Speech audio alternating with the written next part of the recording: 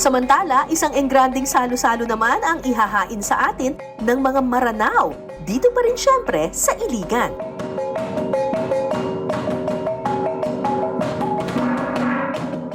Ipatitikim sa atin ng mga Maranao ang pambato nilang celebration dish.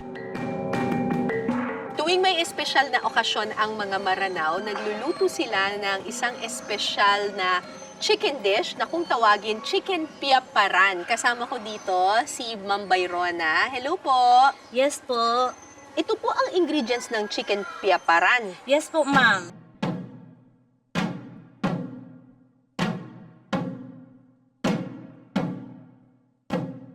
Una munang imamarinate ang halal na manok sa turmeric powder at asin. Sunod na lalagyan ito ng palapa. Ang palapa ay composed of luya, tapos sibujing. Ang sibujing ay parang sibuyas. Yeah. Native na sibuyas. Yes. Kasama ang dahon, ganyan. Yeah. Oo, may dahon na siya. Tapos dikdikin siya with asin.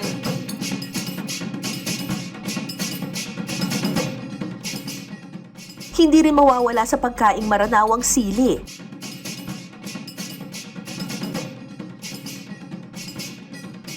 Pagkatapos i-marinate, isi-set aside muna ito para manuot ang lasa. Turmeric. Sunod na nilagyan ng turmeric powder ang grated coconut.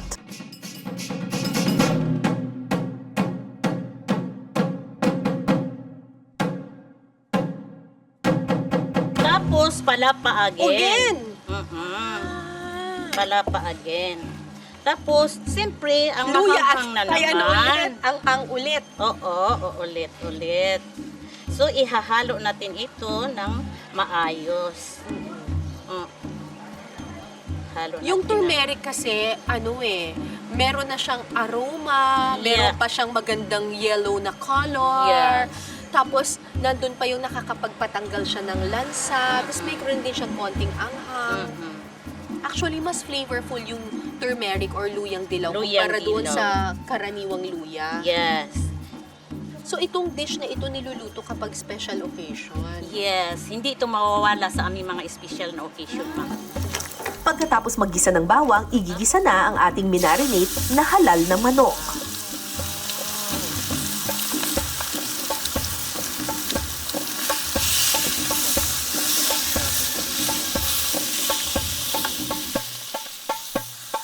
Lumabas ang patas na manok. Pakukuluan sa tubig ang manok hanggang ito ay lumambot. So, At pagkatapos ng 10 minuto, pwede nang isama ang gata.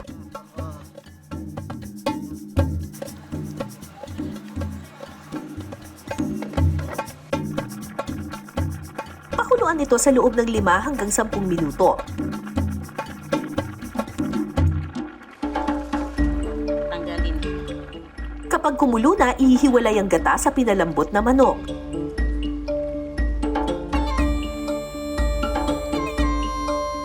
Muli kaming naggisa ng bawang, pero sa pagkakataong ito, isasama na namin ang grated coconut na may turmeric. Lulutuin ito hanggang sa matusta ang grated coconut. Royal color ng mga Maranao is yellow. Ah, ganun po. Yeah. Ano po yan? Simbolo Simbolo ng royal. ng royalty. Yeah. Ang yellow. Yellow. Kaya pala laging gumagamit kayo ng turmeric. Yeah. Kaya pala pati yung kanin nila dito may kulay dilaw. Kulay dilaw. Oo. Ganun Royal, siya, ma'am. apparently royal color pala ang yellow. Yes. Lalagyan ng kaunting gata, sibuyas at bell pepper. At isasama na ang ating nilutong halal na manok.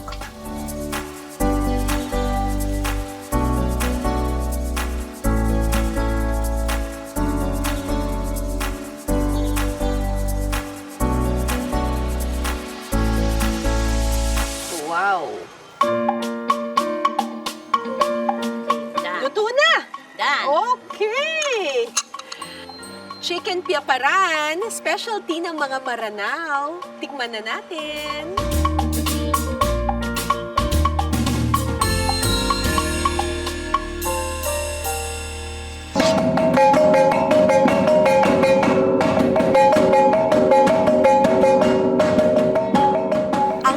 form of hospitality na binibigay ng mga Maranao ay Pagana Maranao. This is a lavish feast na binibigay nila sa lahat ng mga dumadayo sa kanilang lugar, yung mga bisita, as a show of respect and peace and harmony among cultures. Kasi peace-loving ang mga Maranao. At kapag may dumarating dito na bisita, naghahanda sila ng bonggang-bongga. Siyempre kasama ko na naman dito ang aking friend na si Annabelle. Yes. Pagana Maranao. It's gonna be your first time Oo. to witness such a ceremony. So, Talaga, it's our sobrang honor. okay ba talaga to? Oh, sobrang okay pa sa all right. So, syempre, Yes, sir. pagpasok natin, ito yung form of respect nila sa atin bilang bisita, pero dapat magbigay respeto rin tayo sa kanila. So, Exactly. kailangan sundin natin yung mga rituals at saka mga traditions nila Exactly. dito. Hello po! Binihisan nila kami ng tradisyonal na kasuotan ng mga Maranao.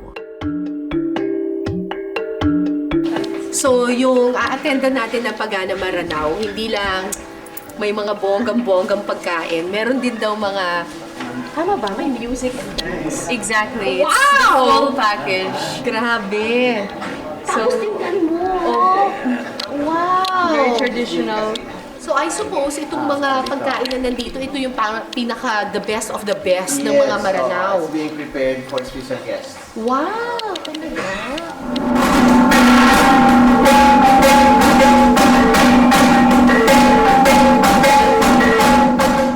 Ang pagana ay isang tradisyonal na salo-salo ng mga taga Maranao.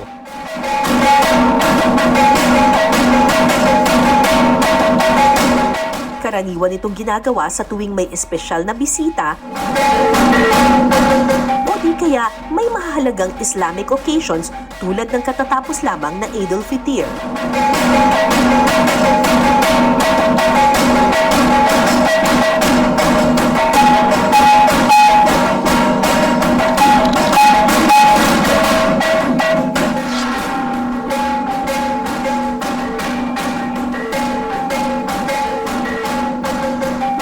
So ito yung chicken pinaparan. Na niluto natin kanina.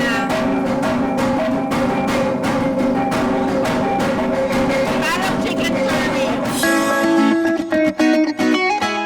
Karaniwang chicken piapara ng centerpiece ng mga okasyon dahil para sa mga Maranao, ang kulay gintong kulay nito ang sumisimbolo ng kasaganahan at karangyaan. Nagbibigay rin ng ibang texture ang grated coconut sa chicken piaparan. At syempre, dahil pagkaing Maranao ito, may sipa ng anghang. Actually, nung pagpasok ko dito, medyo kinabahan ka agad ako kasi parang ang bongga-bongga nung setup. Tapos nung tinanggal na yung cellophane, pinakita na yung pagkain. It was just such an honor na parang sobra yung welcome at yung respect na binibigay nila dun sa mga bisita. Parang pakiramdam mo talagang tanggap na tanggap ka dun sa community. And in this day and age na alam natin marami ng mga modernong mga bagay, it's so nice to find out and it's so amazing to find out na dito sa Iligan, talagang pinapanatili pa rin nila yung traditional culture. Tapos na-experience natin yun first hand noon sa mga pagkain nila at saka doon sa mga dances. Talagang it was really a full experience. Oo, it was really a full experience. Good for royalty. Oo, pakiramdam ko talaga prinsesa ko. We are very rich in culture. We have different tradition, different culture, but we respect each other despite of our differences so that we will live in peaceful and harmonious city.